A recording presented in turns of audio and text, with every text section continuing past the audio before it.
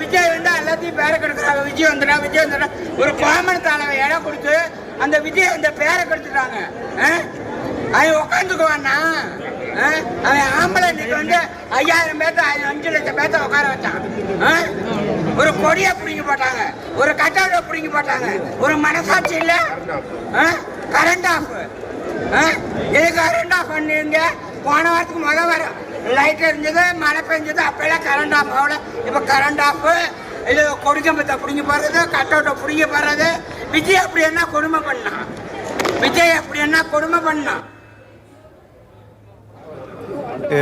ആളുകളുടെ ഇടയിൽ നിന്ന് സമ്മിശ്രമായ പ്രതികരണങ്ങളാണ്. ഇപ്പോൾ വിജയ് തന്നെ കഴിഞ്ഞ പരിപാടികളിലൊക്കെ പറഞ്ഞത്, വിജയ് പരിപാടിക്ക് എത്തുമ്പോൾ അവിടെ കറണ്ട് ഓഫ് ചെയ്യുന്നു, ഇത്രയും വലിയ ആളുകൾ വരുമ്പോൾ വളരെ ഇടുങ്ങിയ സ്ഥലങ്ങൾ ഇതിനായി അനുവദിക്കുന്നു, അങ്ങനെ പല വിധത്തിൽ വിജയെ തകർക്കാനുള്ള ശ്രമങ്ങൾ നടത്തുന്നു. അതുമായി ചേർന്ന് വെക്കുന്ന പ്രതികരണങ്ങളാണ്. ഈ ഒരു വൈകാരികാവസ്ഥയിലും വിജയ്ക്ക് അനുകൂലമായ ചില പ്രതികരണങ്ങൾ കൂടി ഉണ്ടെന്ന് തോന്നുന്നു. ശ്രീധരൻ, എനിക്ക് തോന്നുന്നു ഇതൊരു രണ്ട് നെറേറ്റീവ് അവിടെ വളരെ സജീവമായി തന്നെ തമിഴ്നാട്ടിൽ മുന്നോട്ട് പോകുന്നുണ്ട്. DMKയുടെ ഭാഗത്തു നിന്നുള്ള. ഇപ്പോൾ എനിക്ക് തോന്നുന്നു വിജയുടെ ആ ഇന്നലെ കുറിച്ചിട്ട ഹൃദയഭേദകമാണ് ഈ അവസ്ഥ എന്ന് പറഞ്ഞ് കുറിച്ചിട്ട ആ പോസ്റ്റിന് കീഴിയും അത്തരത്തിലുള്ള കാര്യങ്ങളുണ്ട്. കറണ്ട് കട്ട് ചെയ്തു, ആംബുലൻസ് കടത്തിവിട്ടില്ല തുടങ്ങിയ കാര്യങ്ങളൊക്കെ പറഞ്ഞത് ആരാണ് ഇതിന് പിന്നിൽ എന്നെല്ലാവർക്കും മനസ്സിലാകുമെന്നൊക്കെ പറഞ്ഞുള്ള പോസ്റ്റുകളുണ്ട്. അപ്പോൾ രണ്ട് ചേരി തിരിഞ്ഞുള്ള ഈ മനുഷ്യൻ്റെ 39 മനുഷ്യജീവൻ പൊലിയുമ്പോഴും അതിന് പിന്നിൽ ആര്, അല്ലെങ്കിൽ അത് ഗൂഢാലോചനയാണോ എന്നുള്ള സംശയങ്ങളിലേക്ക് കൂടി കാര്യങ്ങൾ പോവുകയാണല്ലേ? തീർച്ചയായിട്ടും ഇക്കാര്യത്തിൽ നേരത്തെ ദിവിഷ് സൂചിച്ചുള്ള രണ്ട് ചേരികൾ ആയിട്ടുണ്ട്. നേരത്തെ ഞാൻ പറഞ്ഞു നിർത്തിയത് അവിടെ നിന്നാണ്. വിജയ് ഇക്കാര്യത്തിൽ പോലീസിൻ്റെ ഭാഗത്തുനിന്ന് ഉണ്ടായിട്ടുള്ള വീഴ്ചയാണെന്ന് TVK പ്രവർത്തകർ പറയുന്നു. അതുപോലെ തന്നെ മറ്റൊരു കാര്യം കൂടി പറയുന്നുണ്ട്. എത്രയും പെട്ടെന്നാണ് സർക്കാർ സംവിധാനങ്ങൾ അവിടേക്ക് എത്തി, അതായത് സ്വിച്ചിട്ട പോലെ അവിടേക്ക് സംവിധാനങ്ങൾ എത്തി, അല്ലെങ്കിൽ അതിലൊരു ഗൂഢാലോചന കാണുന്ന ആളുകളുണ്ട്. പ്രത്യേകിച്ച് കരൂർ എന്നുള്ളത് DMK സർക്കാരിലെ മുൻമന്ത്രിയായിട്ടുള്ള സെന്തിൽ ബാലാജിയുടെ തട്ടകമാണ്. പ്രത്യേകിച്ച് കൊങ്കുനാട് ബെൽറ്റിൽ, ഈ കരൂർ ഉൾപ്പെടുന്ന ഈ ബെൽറ്റിലൊക്കെ വിജയ് വല്ലാത്ത സ്വാധീനം ചെലുത്തുന്നുണ്ട്. ട്രിച്ചിയിലൊക്കെ നമ്മൾ കണ്ടതാണ് വലിയ ആൾക്കൂട്ടം വന്നത്. സെന്തിൽ ബാലാജി എത്തുന്നു, M സുബ്രഹ്മണ്യം എത്തുന്നു. അങ്ങനെ സംവിധാനങ്ങൾ എത്രയും പെട്ടെന്ന് അവിടേക്ക് എത്തുന്നു. ഇത് മുൻകൂട്ടി പ്ലാൻ ചെയ്തതാണോ എന്നുള്ള ഒരു അതായത് ഈ പോലീസിനെ കുറച്ച് ഇങ്ങനെ ഒരു ദുരന്തം അവിടെ ഉണ്ടാവുകയാണെങ്കിൽ ഉണ്ടാവട്ടെ എന്നുള്ളൊരു നിഷേധാത്മക സമീപനം DMK സർക്കാരിൻ്റെ ഭാഗത്തു നിന്ന് ഉണ്ടായി എന്നുള്ള ആരോപണങ്ങൾ TVK പ്രവർത്തകർ മുന്നോട്ട് വയ്ക്കുന്നുണ്ട്. ഇത് സ്ഥിരീകരിക്കത്തക്ക ഒരു തെളിവൊന്നും ഇല്ല. പക്ഷേ ഈ സമൂഹ മാധ്യമങ്ങളിൽ ഉൾപ്പെടെ ഇങ്ങനെയുള്ള പ്രചരണം കാര്യമായിട്ട് നടക്കുന്നുമുണ്ട്. സെന്തിൽ ബാലാജി പര്യടനം നടക്കുന്ന ആ ദിവസങ്ങളിലൊക്കെ അതിന് സമീപത്തുള്ള എല്ലാ ദിവസങ്ങളിലും അവിടെ ഉണ്ടായിരുന്നു, ക്യാമ്പ് ചെയ്തിരുന്നു എന്നുള്ള കാര്യങ്ങളൊക്കെ പറയുന്നുണ്ട്. ഏതായാലും ഇതിൽ പോലീസിന്റെ ഭാഗത്തു നിന്ന് വീഴ്ച വന്നു എന്ന് TVK പറയുന്നു. സർക്കാർ സംവിധാനങ്ങൾ ഇതിനു വേണ്ടി ഏതെങ്കിലും ഉണർന്ന് പ്രവർത്തിച്ചില്ല എന്ന് TVK പറയുന്നു. പക്ഷെ അപ്പുറത്ത് വിജയുടെ ഭാഗത്തു നിന്നുള്ള നിരുത്തരവാദപരമായിട്ടുള്ള സമീപനമാണ് ഈ പ്രശ്നങ്ങൾക്കെല്ലാം കാരണമെന്ന് DMK പ്രവർത്തകർ പറയുന്നുണ്ട്. അപ്പോഴും ഇപ്പോൾ നമ്മൾ കേട്ടപോലുള്ള ചില പ്രതികരണങ്ങൾ കൂടി വിജയ്ക്ക് അനുകൂലമായിട്ടുള്ള പ്രതികരണങ്ങൾ അവിടെ നിന്ന് വരികയും ചെയ്യുന്നുണ്ട്. പ്രത്യേകിച്ച് ഈ പര്യടനങ്ങളെ തകർക്കാനുള്ള നീക്കം DMK സർക്കാർ നടത്തുന്നു എന്ന് നേരത്തെ തന്നെ വിജയ് പറയുന്നുണ്ട്. അങ്ങനെയുള്ള ആ ഒരു അവസ്ഥ കൂടി ഈ ദുരന്തത്തിൻ്റെ ബാക്കിയായി ഇപ്പോൾ അങ്ങനെയുള്ള ഒരു വിവാദങ്ങൾ കൂടി അവിടെ കൊഴുക്കുന്നുണ്ട്. എന്നിരുന്നാൽ പോലും എന്തൊക്കെ വിവാദങ്ങൾ ഉണ്ടായാലും അതിനുള്ള സമയമല്ല. 39 ജീവനുകളാണ് പൊലിഞ്ഞത്. അതിൽ കൊച്ചുകുട്ടികൾ ഉൾപ്പെടെ ഉണ്ട് എന്നുള്ളത് ഓർക്കണം. ഏത് രാഷ്ട്രീയ പാർട്ടിയാണെങ്കിൽ പോലും തീർച്ചയായിട്ടും ഇതിൻ്റെ ഉത്തരവാദിത്വത്തിൽ നിന്ന് വിജയ്ക്ക് ഒഴിഞ്ഞു മാറാൻ സാധിക്കില്ല. അതുപോലെ തന്നെയാണ് പോലീസ് സംവിധാനത്തിൻ്റെ വീഴ്ചയിൽ നിന്ന് DMK സർക്കാരിനും ഒഴിഞ്ഞു മാറാൻ സാധിക്കില്ല എന്നുള്ളത് ഏറ്റവും പ്രധാനപ്പെട്ട കാര്യമാണ്. ഇന്നലെ വിജയ് അവിടെ നിന്ന് പോയതിന് വലിയ വിമർശനം ഉയരുന്നുണ്ട്. പക്ഷേ അപ്പോഴും വിജയെ പോലുള്ള ഒരു ആൾ അവിടെ ആ ദുരന്ത സ്ഥലത്ത് തുടർന്നാൽ ഒരുപക്ഷെ കൂടുതൽ ആൾക്കൂട്ടം അവിടെ തടിച്ചുകൂടാനിടയാക്കും. വിജയ് ആശുപത്രിയിൽ എത്തിയാലും വലിയ ആൾക്കൂട്ടം അവിടെ എത്താൻ സാധ്യതയുണ്ട്.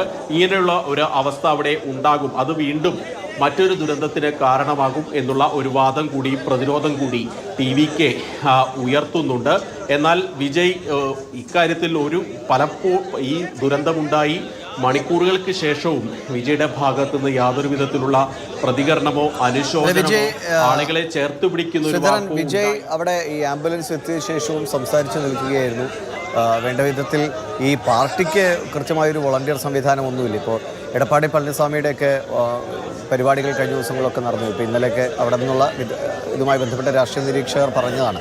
അവിടെയൊക്കെ കൃത്യമായ ആളുകൾക്ക് കുടിക്കാനുള്ള വെള്ളം, മറ്റ് സൗകര്യങ്ങളൊക്കെ ഏർപ്പെടുത്തിയിരുന്നു. അങ്ങനെ പല വിധത്തിൽ ഓരോ പാർട്ടികളുടെയും BJP അടക്കം വലിയ വലിയ പരിപാടികൾ അവിടെ നടന്നുപോയി. എല്ലാം വളരെ കൃത്യമായി ഓർഗനൈസ്ഡ് ആയിരുന്നു. പക്ഷേ ഇത്രയും ആളുകൾ വരും, തന്നെ കാണാൻ ഇത്രയധികം ആളുകൾ വരുന്നു വിജയ്ക്കും അറിയാവുന്നതാണ്. അപ്പോൾ അത്രയും പോലീസിൻ്റെ ഭാഗത്തു നിന്ന് നിസ്സംഗത ഉണ്ടെങ്കിൽ ആ പാർട്ടിയിൽ കൃത്യമായൊരു വോളണ്ടിയേഴ്സിനെ തീരുമാനിച്ചുകൊണ്ട് ഈ തിരക്ക് നിയന്ത്രിക്കാനുള്ള ഒരു ശ്രമങ്ങൾ, അങ്ങനെയൊന്നും ഒരു സംഘടന കൃത്യമായ നിലയിൽ പ്രവർത്തിക്കേണ്ട ഒരു കാര്യവും ആ പാർട്ടിയിൽ നിന്നുണ്ടായിട്ടില്ല എന്നുകൂടി വ്യക്തമല്ലേ? തീർച്ചയായിട്ടും വിജയുടെ ഭാഗത്ത് നിന്ന് അല്ലെങ്കിൽ TVKയുടെ ഭാഗത്ത് വലിയ വീഴ്ചകൾ ഉണ്ടായിട്ടുണ്ട്. ഏറ്റവും പ്രധാനപ്പെട്ട കാര്യം DGP പറഞ്ഞൊരു കാര്യമുണ്ട്, വിജയ് എത്താൻ വൈകി. അത് ഈ പരിപാടി ആളുകളെ കൂടുതൽ ബുദ്ധിമുട്ടിലാക്കി, ആളുകൾ കുഴഞ്ഞു വീഴുന്ന രീതിയിലേക്കൊക്കെ എത്തി എന്നുള്ളത്. അത് ഈ കഴിഞ്ഞ സമ്മേളനങ്ങളിലൊക്കെ നമ്മൾ ട്രിച്ചിയിലൊക്കെ സമ്മേളനത്തിൽ കണ്ടാണ്.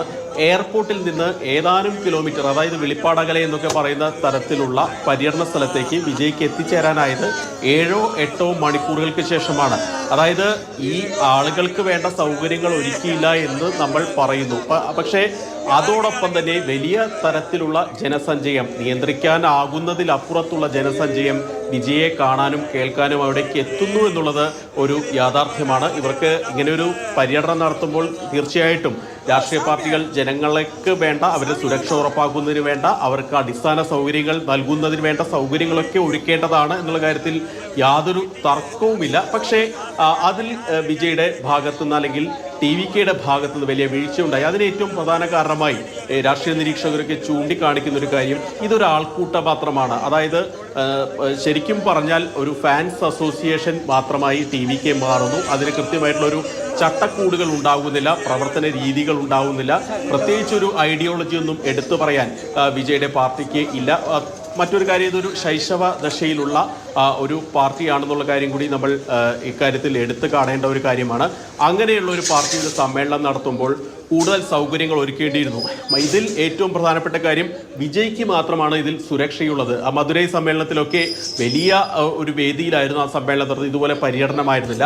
അന്ന് വിജയുടെ അടുത്തേക്ക് കയറാൻ ശ്രമിച്ച ഒരാളെ വിജയുടെ സുരക്ഷാ ജീവനക്കാർ താഴേക്ക് വലിച്ചെറിയുന്ന ഒരു ദൃശ്യങ്ങളൊക്കെ കണ്ടു. അത് കണ്ടിട്ട് പോലും വിജയുടെ ഭാഗത്തുനിന്ന് ഒരു പ്രതികരണം ഉണ്ടായില്ല എന്നുള്ളതൊക്കെ വലിയ വിമർശനത്തിന് വിജയുടെ സുരക്ഷയ്ക്ക് പെട്ടെന്ന് കൈയൊഴിഞ്ഞു പോവുകയല്ല.